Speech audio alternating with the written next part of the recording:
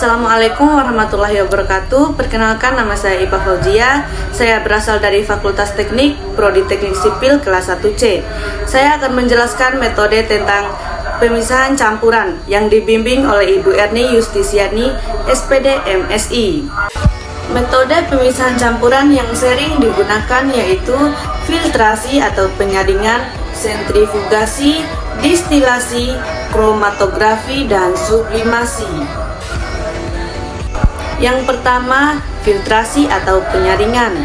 Metode pemisahan campuran yang digunakan untuk memisahkan cairan dan padatan yang tidak larut berdasarkan pada perbedaan ukuran partikel zat-zat yang bercampur. Misalnya di sini ada campuran gula, air, dan sirup. Lalu ada juga campuran air dan pasir. Ketika kita mencoba untuk menyaring dengan penyaring atau filter, yang dapat tersaring tersebut adalah pasir, sedangkan gula, air, dan sirup tidak bisa disaring karena terlarut. Cara kedua yaitu sentrifugasi. Materi ini sering digunakan sebagai pengganti filtrasi jika partikel padatan yang terdapat dalam campuran memiliki ukuran sangat halus dan jumlah campurannya lebih sedikit. Ini adalah contoh gambar sentrifuge. Alat pemisah campuran sentrifugasi misalnya memisahkan sel-sel darah merah dan sel-sel darah putih dari plasma darah. Yang ketiga, distilasi atau penyulingan. Metode ini sering digunakan untuk memisahkan suatu zat cair dari campurannya. Cara ini juga sering digunakan dalam kehidupan sehari-hari. Prinsip kerjanya didasarkan pada perbedaan titik didih dari zat cair yang bercampur, sehingga saat menguap, setiap zat akan terpisah. Contohnya, kalian mencoba untuk memisahkan campuran alkohol dan air. Kalian dapat menggunakan alat penyulingan ini. Prinsip kerjanya yaitu dengan cara memanaskan campuran berdasarkan titik didih.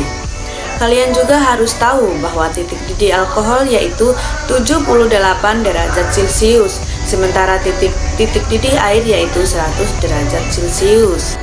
Sehingga hasilnya yaitu alkohol akan menguap lebih dulu dibandingkan dengan air.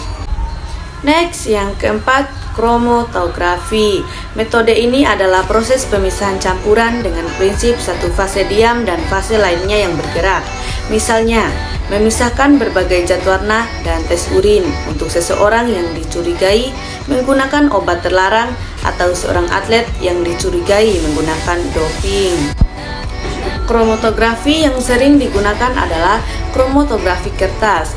Kromatografi menggunakan kertas saring yang memiliki sampel dan ujungnya direndam dalam larutan. Larutan akan naik ke atas kertas dan mengenai sampel. Seperti yang ada pada gambar, sampel akan membuat pelarut naik ke atas dengan kecepatan yang berbeda sesuai dengan kelarutannya. Bintik warna yang berbeda menunjukkan senyawa yang berbeda pada campuran. Dan yang terakhir, yang kelima, sublimasi. Metode ini adalah pemisahan campuran titik didih yang berbeda dengan cara menyublim. Sublimasi digunakan untuk pemurnian suatu zat dari materi pemotornya.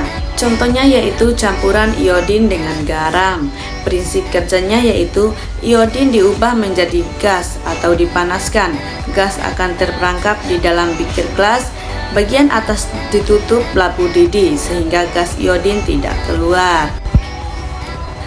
Untuk mengubah wujud iodin, gas menjadi padat kembali pendinginan dengan meletakkan es batu dalam labu didih. Nah, mungkin segini saja penjelasan paparan materi tentang metode pemisahan campuran yang dapat saya jelaskan. Lebih dan kurang saya mohon maaf. Wassalamualaikum warahmatullahi wabarakatuh.